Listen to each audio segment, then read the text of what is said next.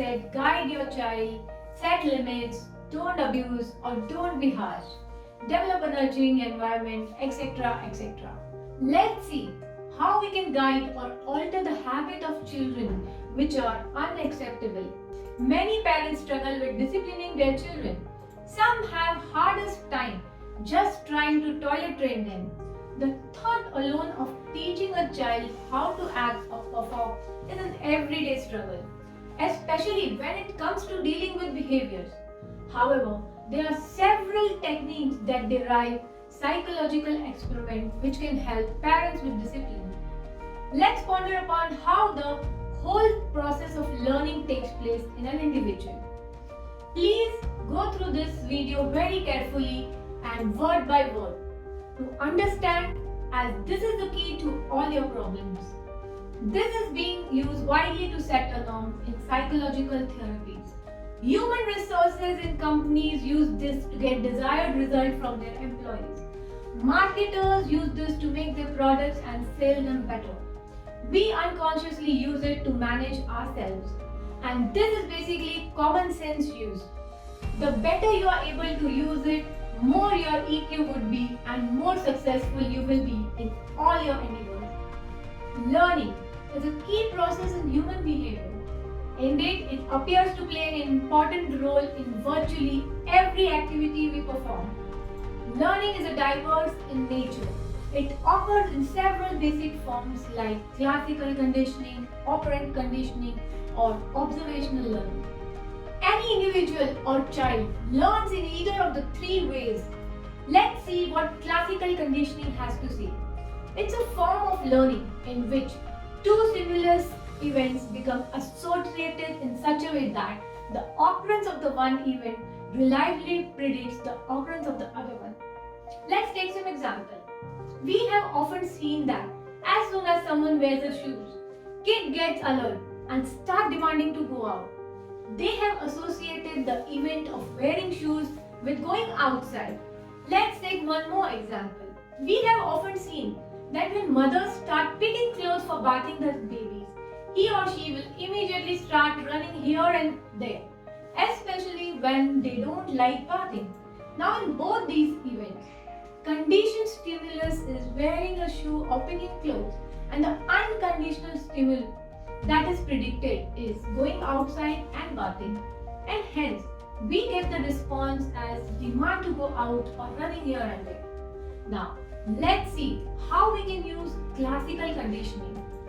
This technique can help children and teens concentrate when they need to or maintain sleep patterns. Also, good news for mothers of newborns, infants, toddlers. Now they don't have to spend sleepless nights. This can be really useful when trying to help your kid or yourself to sleep or settle down for a focused task like homework.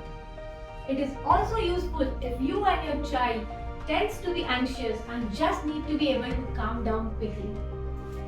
Mothers have been struggling to make their little ones relax and sleep. Let me share an example with you to explain all this. While laying down and nursing the child, mother can listen to audios or read books. Soon you will realize that as soon as you take the book in hand or start listening to audios, you and your child would start to get sleepy. After a few days, you could start the tape playing and he would still be relaxed enough that he would nod off to sleep on his own while nursing. After a week, just playing the tape would put him down. Now, what had started out as an association of nursing and cuddling with sleep had transformed into an association of listening to audio and books and sleep. Similarly, you can make association explicitly for younger children too. Choose strong memorable stimuli. Consciously evoke the condition you're trying to trigger. Be consistent in their pairing. For example, you can develop sleep rituals to help children go to sleep, like bathing before sleep time, turning on night lamp, meditation, visualizations, or deep breathing, or reading books. Let's see how we can use conditioning to make our children do homework or settle them down for concentrated work. This technique can help children and teens concentrate when they need to do their homeworks and studies. Similar to sleeping, you can associate homework routines with certain rituals, and this would make one get into the flow to sit and concentrate in studies. You can associate using music, smells, activities like preparing study table, etc. Operant conditioning. Now this is a form of learning in which behavior is dependent on the consequences possible. This forms the basis of reward and punishment system.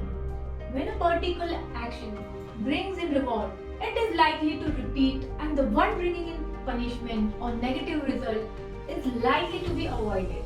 For example, let me tell you an incident. In my 2 to 3-year-old play club, we were trying to teach hot and cold. So to demonstrate, we took cold water and hot tea into bowl. And you won't believe, such small young one that always used to run to touch everything did not even come close near to the hot tea bowl, as they knew it's hot and may cause burning to them. They demonstrated natural instinct to safety also. It's not that, only we are very conscious about our safety. Even our little ones are alert about it. In some cases, it's only that they are unaware about the consequences of their action. But if you make them alert about the consequences, they may refrain from doing that. Another example, whenever a child goes to bed on time, his parent reads him a bedtime story. The story reading is a positive reward used to increase target behavior, that is going to bed on time. Teachers frequently use operant conditioning to teach students. When a student does a lesson correctly, the teacher gives her a star.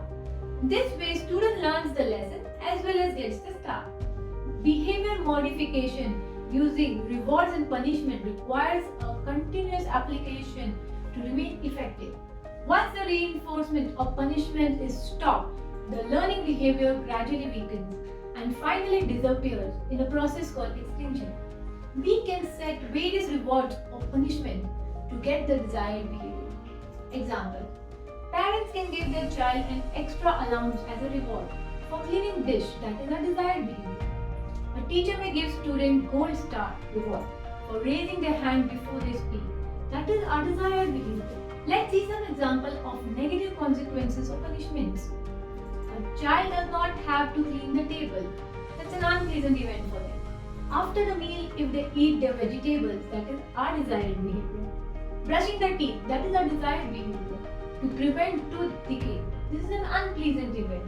While punishing for wrong behavior could inculcate improvement in behavior. Let me give you some examples for this. A parent can scold their children for using inappropriate language. A teacher can give students time out for disturbing the class. A parent can take away their phones for refusing to do homework. Observational learning. Now this is a form of learning in which individual learns by observing the behavior of others around them. Children learn and imitate behaviors they have observed in other people. For example, a teenager may start smoking because their favorite celebrity is seen smoking a cigarette. Culture and environment have a huge impact on child development. The amount that either will impact will change over time. For example, when a child is predominantly surrounded by family at a young age, culture may have more of an impact. But as that child gets older, other environmental factors such as peer relationships might have bigger impact. We as a parent are the first to set role models for our children. Then the surroundings like teachers, friends, etc. Children are the mirror of society. When you see today's kids are not listening, don't forget to check upon yourself and the environment around. He's a mirror of what is happening around you. Very simple application of this model is to model out what is desired of the child. You want him to respect, model out respecting yourself. If you want the child to follow routine, you should model out following routine to him. In my next video, I will share with you some principles that I have found to be applied in our parenting. In case if you have missed our other videos on parenting goals, multiple intelligence, family climates, career selection and more, then you can check the link below in the description. As usual, you can connect with me for queries and consultations at the number given below. Stay connected. Do subscribe to our channel as we would be discussing various child and youth developmental scientific psychological theories. Also, we will see their practical application. Do like, share and comment, and let more and more people be aware about the practical applications of various psychological theories. Thank you.